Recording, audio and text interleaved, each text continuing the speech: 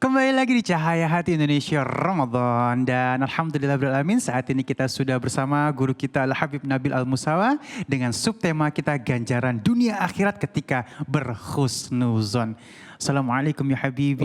Masya Allah. Apa kabar, Habib? Kita termasuk yang paling taat kuning-kuning. Samaan kali ini kita. Baik, Bib. Masya Allah, Bib. Subtema kita ganjaran dunia akhirat ketika berhusnuzon. Silakan, Betul Bib. sekali. Baik.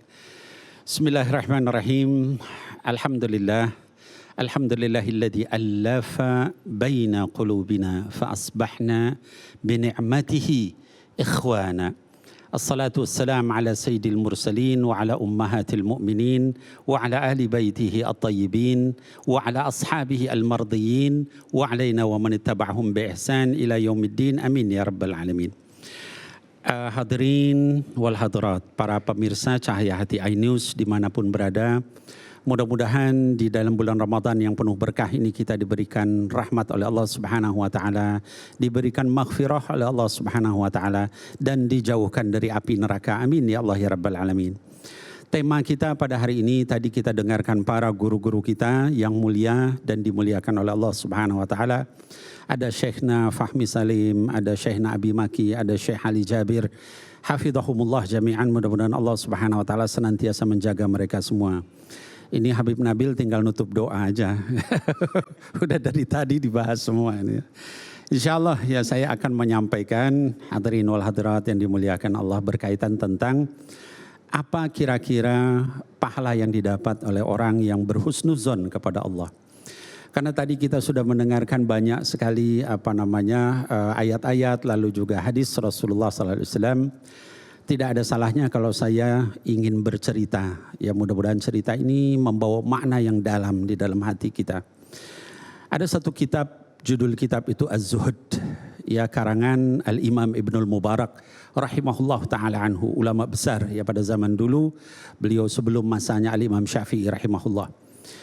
Di dalam kitab itu Al-Imam Ibnul Mubarak menjelaskan tentang seorang sahabat yang memiliki sifat husnuzon dan balasannya dari sisi Allah Subhanahu wa taala.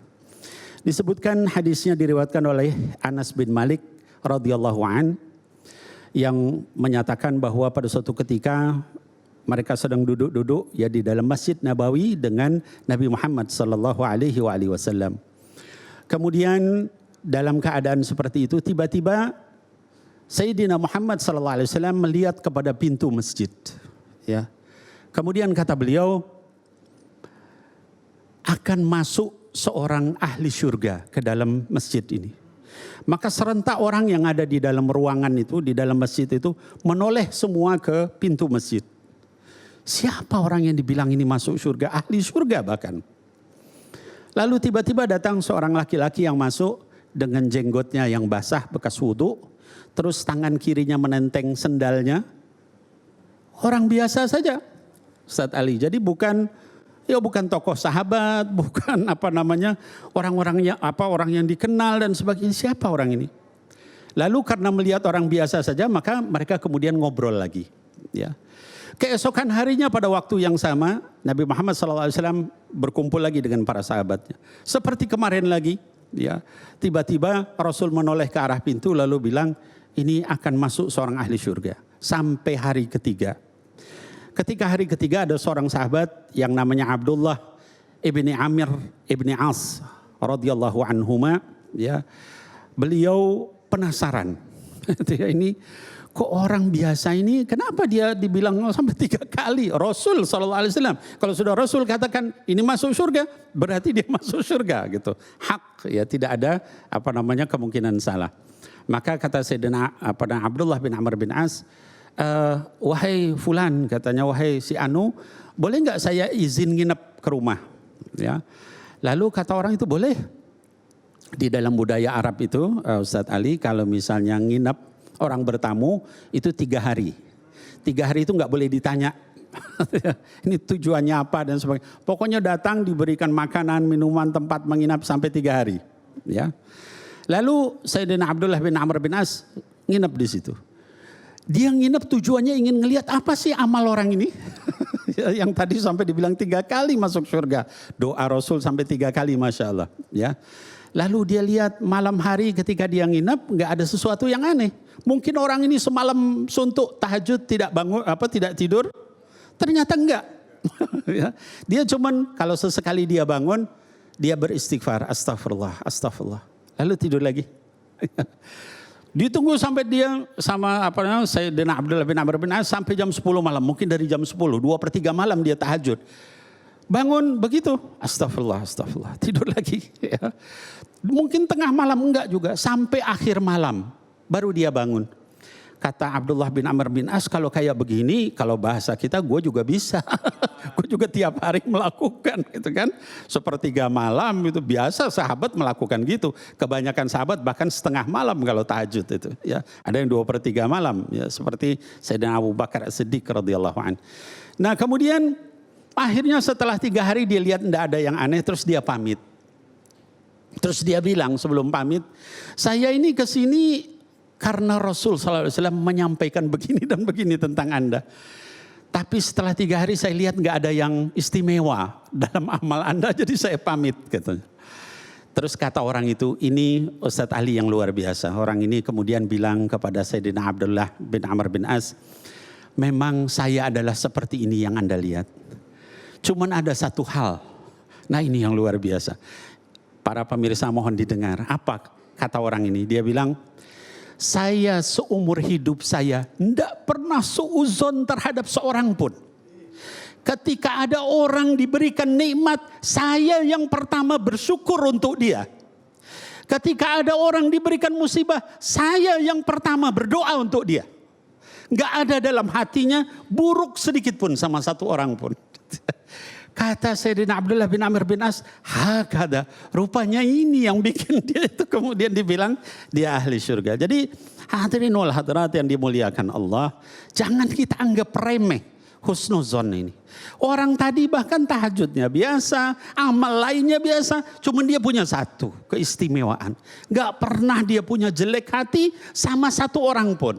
Ya, selalu kalau misalnya kita kadang-kadang kan kalau tetangga kita beli sesuatu yang baru, aduh kapan ya kita bisa kayak gitu. Orang ini enggak begitu. Alhamdulillah kamu katanya punya bersih hatinya itu. Ya, maka orang seperti itu pantas untuk masuk ke dalam jannahnya Allah Subhanahu Wa Taala.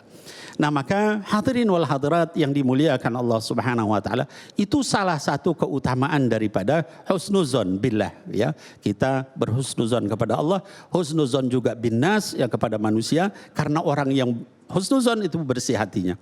Ada satu hadis sahih yang diriwayatkan dari Nabi Muhammad SAW yang ditakhrij oleh Imam Bukhari wa Muslim di dalam sahihnya. Dikatakan, kata baginda Rasul SAW, inna fil jasadi mudghatan. Ida salahat salahal jasadu kulluhu wa ida fasadat fasadal jasadu kulluhu ala wahiyal qalb. Sesungguhnya kata baginda Rasul SAW, ada di dalam setiap manusia Bani Adam itu ada segumpal daging, kata Rasul SAW. Ya. Kalau segumpal daging ini baik, maka baik seluruh anggota tubuh orang itu. Kalau sebaliknya segumpal daging ini buruk, maka seluruh tubuh orang itu jadi buruk. Ya, ala wahyal qalb. Ketahuilah itu adalah hati manusia. Jadi hadirin wal hadirat, ya Ustadz Ali dan para pemirsa yang dimuliakan Allah Subhanahu Wa Taala, paling pertama itu bersihkan hati kita. Ketika hati ini bersih, omongan kita juga bersih sama orang lain. Nggak ada tuh kata-kata kotor yang keluar dari mulut kita. Nggak ada pandangan kotor yang keluar dari mata kita. Nggak ada juga telinga kita tahan mendengar orang ngomongin orang lain. Ada satu ulama zaman dahulu, Ustadz Ali namanya Imam Az-Zuhri. Az-Zuhri ini seorang ulama tabi'in besar. Ini kisah-kisah ulama terdahulu mudah-mudahan menginspirasi kita betapa jauhnya kita ya dengan para sahabat Rasul, ya kemudian para ulama terdahulu di dalam husnuzon. Ya. Imam ini namanya Az-Zuhri. Imam Az-Zuhri ini dikatakan kalau dia mendengar apapun yang dia dengar dia hafal. Saking dia seperti itu, Ustadz Ali, dia kalau masuk ke pasar dia nutup telinganya. Kenapa? Ada orang ngomongin orang dia apal, ada orang ngomong jelek jorok dia apal, ada segala. Jadi dia nutup telinganya. Ya. Nah jadi hadirin wal hadirat, mudah-mudahan kita sekalian dijauhkan dari itu. Lalu kemudian apalagi pahala bagi orang yang husnuzon, wah luar biasa banyak ya. Salah satunya kata baginda Rasul SAW, orang yang husnuzon hatinya, lalu kemudian dia baik akhlaknya, dia akan diberikan kemanisan iman di dalam hati. Ya. Kata baginda Rasul SAW dalam hadis yang diriwayatkan oleh Imam Bukhari wa Muslim, "Thalathun man kunna fihi wajada halawatal iman." Ada 3 kelompok manusia yang kalau misalnya ada salah satu sifat seperti itu di dalam hatinya, maka dia merasakan manisnya iman. Mau nggak Ustadz Ali merasakan manisnya iman? Ya. Kadang-kadang banyak orang nanya sama saya, Habib gimana hati saya keras? Nah ini kita dengarkan nih, ada 3 golongan. Yang pertama adalah orang yang Allah dan Rasul itu lebih dia cintai daripada segala sesuatu yang ada di dunia ini. Dia akan merasakan manisnya iman. Yang kedua ini kaitan dengan husnuzan.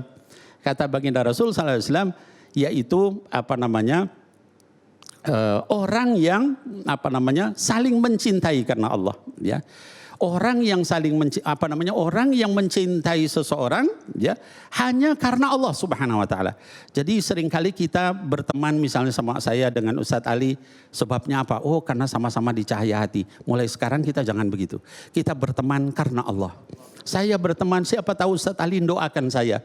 Siapa tahu Ustadz Ali nanti masuk ke dalam jannahnya Allah. Habib Nabil belum masuk ke jannahnya Allah. Lalu kemudian Ustadz Ali ingat, dulu punya teman namanya Habib Nabil. Tolong diajak sama-sama masuk ke dalam jannahnya Allah. Tujuan kita begitu. Ya, kita memperbanyak persaudaraan itu hanya karena Allah Subhanahu wa taala. Supaya nanti kita banyak yang doain. Ya. Kita lihat misalnya beberapa ulama terdahulu, ulama-ulama bahkan yang belakangan ya. Ada yang ketika meninggal itu dihadiri oleh ribuan orang gitu ya. Semua orang mendoakan, alangkah indahnya seperti itu, temannya banyak gitu ya. Nah, jadi ini yang pertama. Lalu yang kedua, kata baginda Rasul SAW, orang yang husnuzan kepada Allah lalu baik ya di dalam akhlaknya ya kepada sesama ya muslim, maka dia akan dikatakan dia mendapatkan naungan nanti di sisi Allah Subhanahu wa taala. Jadi kita itu Ustadz Ali kalau misalnya kita nanti di mahsyar, manusia itu dihitung berdasarkan keringatnya. Hadirin wal hadirat, mudah-mudahan kita mendengarkan semua ya. Ada kata Nabi Muhammad SAW, orang yang keringatnya sampai ke mata kaki ya. Ada yang keringatnya sampai ke lututnya. Ada yang keringatnya sampai ke perutnya, ada yang sampai ke hidungnya ya. Nah, pada saat orang kepanasan seperti itu, ya ada 7 golongan yang dinaungi. Salah satunya adalah rajulani tahabba fillah istama' alaih wa tafarraqa alaih. 2 orang yang saling mencintai karena Allah, dia ketemu hanya karena Allah, berpisah pun karena Allah. Nah jadi pemirsa yang dimuliakan Allah Subhanahu wa taala, mudah-mudahan kita dengan membersihkan hati kita, maka lisan kita pun akan bersih ya. Ketika kita membersihkan hati kita, mata kita pun enggak akan tahan melihat yang haram. Kita akan ditundukkan oleh Allah Subhanahu wa taala. Ketika hati kita bersih, maka kemudian tangan kita enggak akan ngambil korupsi ya.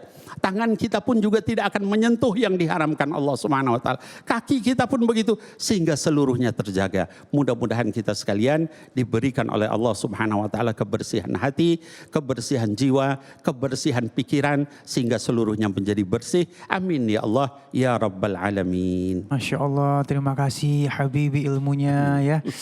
Pemirsa di rumah sudah banyak banget ilmu yang kita dapatkan ya, tinggal kita amalkan insya Allah barokah dunia akhirat. Baik, sesaat lagi kita akan mendengarkan kisah Nabi dan insya Allah akan dibawakan oleh Syekh Fikri Thorik. Dan jangan kemana, tetap bersama kami di Cahaya Hati Indonesia Ramadan.